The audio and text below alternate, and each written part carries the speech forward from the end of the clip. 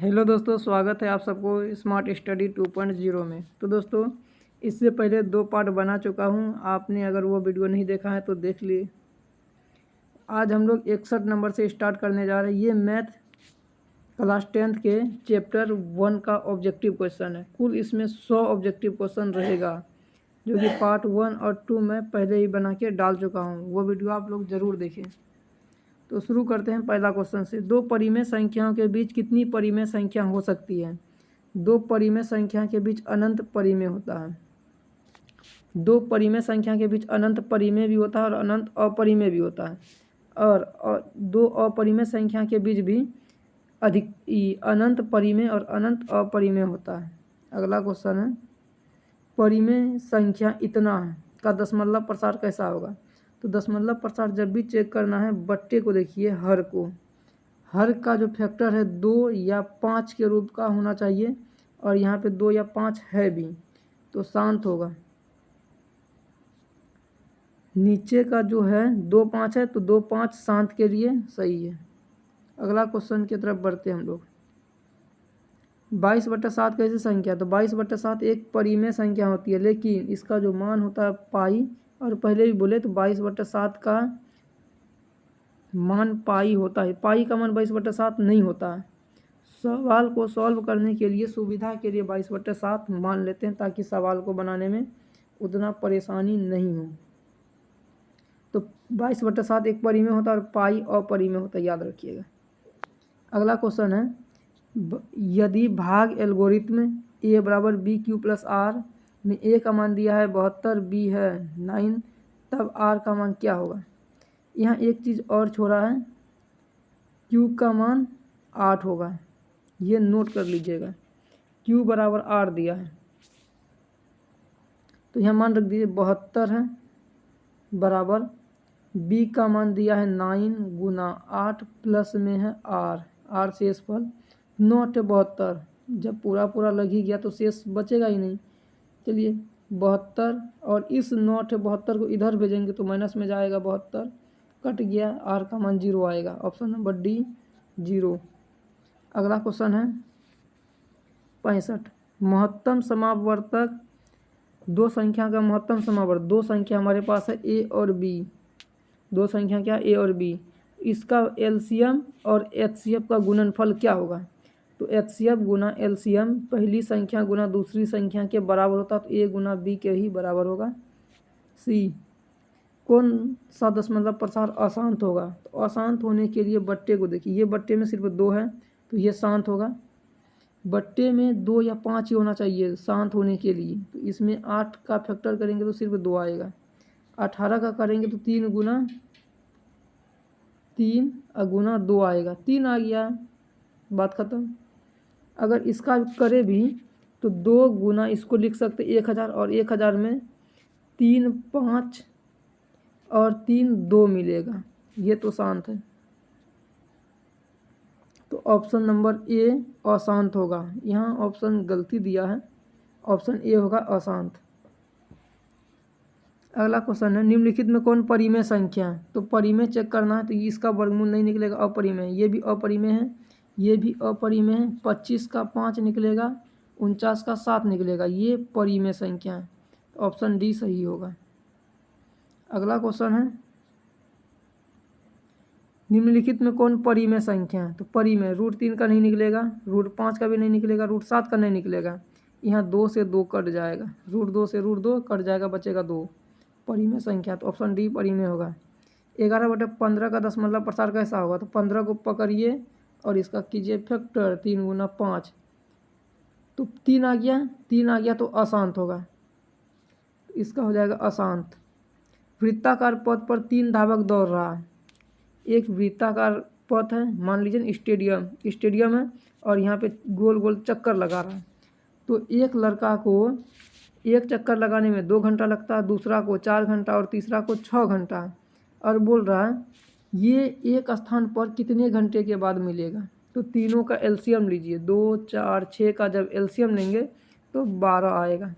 तो 12 घंटे बाद वह तीनों एक स्थान पर मिल जाएगा। अगर ऐसे पूछेगा पहला धावक ने कितना चक्कर लगाया, तीनों जब एक स्थान पर मिल गया तो पहला धावक कितना चक्कर लगाया, 2 से भगा देंगे तो 6 चक्कर लगाया। दूसरा धावक 3 चक्कर लगाएगा और तीसरा धावक 2 ही चक्कर लगाएगा। तो फास्ट सबसे तेज 2 है पहला धावक, तो इसका 12 घंटा होगा सही। अगला क्वेश्चन है 11/25 का दशमलव प्रसार क्या होगा। तो भाग देकर देख सकते हैं, 11/25 है, 11/25 जब भागा देंगे तो ऐसे देखिए, भागा देने का एक भी तरीका भी है, ऊपर भी 4 से गुना कीजिए, नीचे भी 4 से गुना। 11 चौके 44 हो गया, 25 चौके 100। अब भागा देने में आसान होगा। डबल जीरो है तो 2 अंक के बाद दशमलव पड़ जाएगा, 0.44। ये भागा देने का टेक्निक होता है, बाकी आप ऐसे भी भागा दे सकते हैं। 25 भागा 11, दशमलव लगाएंगे 0, उसके बाद 4 बार में लगेगा 100, 10 आया 0, 25 चौके 100 आया 4.4, 0.44। अगला है 17/24 का दशमलव प्रसार क्या है। 24 का फैक्टर कीजिए, 8 गुना 3 होता है, 3 आ गया, खेल खत्म। तो आसान होगा। अपरिमेय संख्या कौन है, अपरिमेय चेक करना, तो यही सी तो पूरा पूरा दिख रहा नहीं होगा, इसका निकल जाएगा, 49 का भी निकलेगा, 9 का भी निकलेगा, इसका भी निकलेगा, इसका भी निकल जाएगा, बाकी सबका नहीं निकलेगा और सी का नहीं निकलेगा। अगला क्वेश्चन की तरफ बढ़ते हैं। 74 1/3 कैसी संख्या, तो 1/3 परिमेय संख्या था, p/q के रूप में लिखा। 1 भी परिमेय और 3 भी परिमेय, 2 परिमेय संख्या का जोड़ घटा गुना भाग सब परिमेय ही होता है। देखिए ऑप्शन तो यहाँ गलती दिया है, अगर ऐसा रहता 1/√3 तब ये अपरिमेय होता, बाकी ये तो परिमेय है, सीधा साधा दिख रहा है। इसमें चेक करना कौन परिमेय है, तो ये इसका नहीं निकलेगा, परिमेय नहीं है, ये अपरिमेय होगा। इसका भी नहीं निकलेगा और इसका भी नहीं निकलेगा, यहाँ 2 से 2 कट गया, तो ऑप्शन बी सही है, परिमेय। 2 या 2 से अधिक अभाज्य संख्या का मौसा क्या होता है। तो अभाज्य संख्या कितनों रहे, 2, 3, 5, मान के चलिए 7 भी ले लेते, अगर सभी का मौसा निकाले तो एक ही आता है। 2 या 2 से अधिक अभाज्य संख्या का मौसा 1 आता है, और 2 लगातार सम संख्या का मौसा 2 आता है, ये भी नोट। सम संख्या का मौसा 2 और विषम संख्या का मौसा लगातार होना चाहिए, विषम संख्या का मौसा भी 1 आता है, और 2 लगातार संख्या का मौसा भी 1 आता है, और 2 अभाज्य संख्या का मौसा भी 1 ही आता है। सिर्फ सम संख्या का मौसा 2, बाकी विषम रहे, अभाज्य रहे, लगातार संख्या रहे, सभी का मौसा 1 आएगा। अगले क्वेश्चन की तरफ बढ़ते हैं। √3/√12 कैसी संख्या, तो √3/√12 है, √3/√12, तो इसको एक रूट में लिख सकते हैं, 3/12, 3 से कट गया एक बार में, 3 चौके 12, 1 का निकल जाएगा 1, 4 का निकल जाएगा 2, परिमेय संख्या, तो ये हो जाएगा परिमेय संख्या।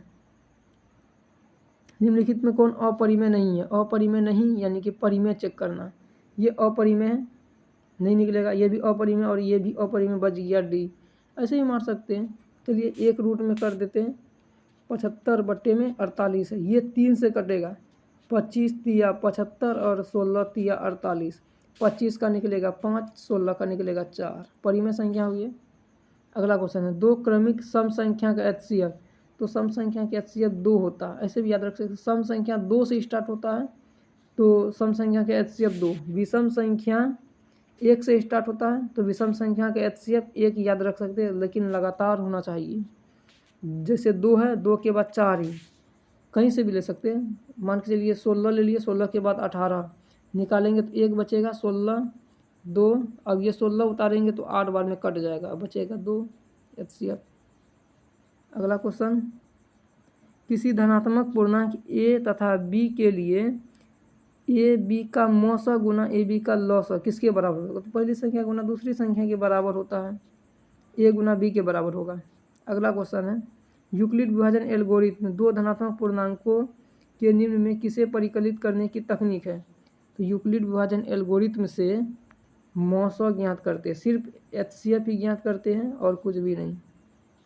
अगला क्वेश्चन है a/b में b का मान दिया है 2 का पावर n और 5 का पावर n के रूप में हो तब संख्या कैसा होगा, तो ये तो ऊपर ऐसे ही रहेगा, मान के लिए b का मान दिया है 2 का पावर n और 5 का पावर है n, तो यही सही होगा।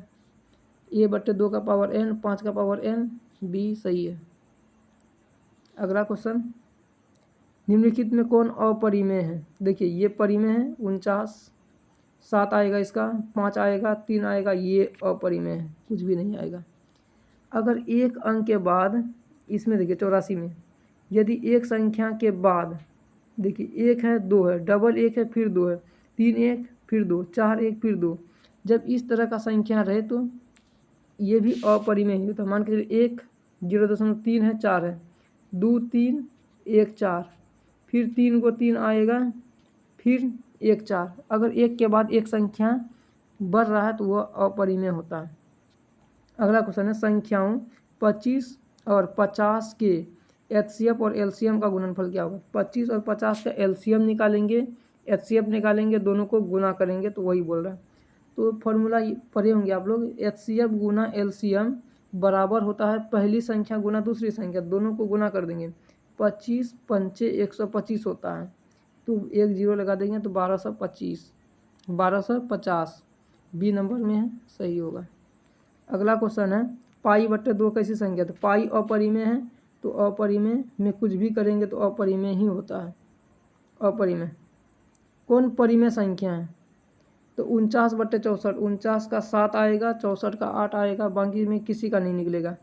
81 का निकल जाएगा, 91 नहीं, 49 निकलेगा, 101 नहीं, इसमें तो किसी का भी नहीं निकलेगा, तो ऑप्शन ए सही होगा। अगला क्वेश्चन की तरफ बढ़ते हैं, 1440 में 2 का अधिकतम घात कितना? तो 1440 पकड़िए ऐसे करके और इसका फैक्टर कीजिए, 1440 2 से लगेगा, 2 से लगा दिए, ऐसे देखिए टेक्निक ऐसे। 144 है तो 144 गुना 10 लिख सकते हैं इसको, 1440 को। अब 144 को भी 12 गुना 12 करके लिख सकते हैं, गुना 10। अब देखिए इसको 4 गुना 3 लिख सकते हैं 12 को, ये 12 को भी 4 गुना 3, और 10 को भी 2 गुना 5 लिख सकते हैं। तो इसमें देखिए 2 गो 2 है, 2 गो 2, 4 गो 2, 1 गो 5 गो 2, तो टोटल 5 गो हो जाएगा 2 का घात। ये टेक्निक होता है जल्दी से करने का। बाकी अगला क्वेश्चन है, 3√3 है एक अपरिमेय संख्या, √3 का नहीं निकला। वास्तविक संख्या मूल रूप से कितने प्रकार की होती है? तो वास्तविक संख्या 2 प्रकार की होती है, परिमेय और अपरिमेय। अगला क्वेश्चन है, 2 + √3 भी अपरिमेय है, क्योंकि √3 का नहीं निकलेगा। अगला क्वेश्चन है, 4√2 कैसी संख्या? तो √2 का नहीं निकलेगा, अपरिमेय संख्या होगा। √4 कैसी संख्या? तो √4 का निकल जाएगा 2, परिमेय संख्या होगा। √8 का नहीं निकलेगा, इसको लिख सकते हैं 4 गुना 2, 4 का तो निकल जाएगा 2, 2 का नहीं निकलेगा, रूट के अंदर ही है, तो ये अपरिमेय संख्या √8। 1.62 कैसी संख्या? रुका हुआ शांत है, ये परिमेय संख्या, क्योंकि इसको p/q के रूप में लिख सकते हैं, 162/100 परिमेय संख्या हो गया।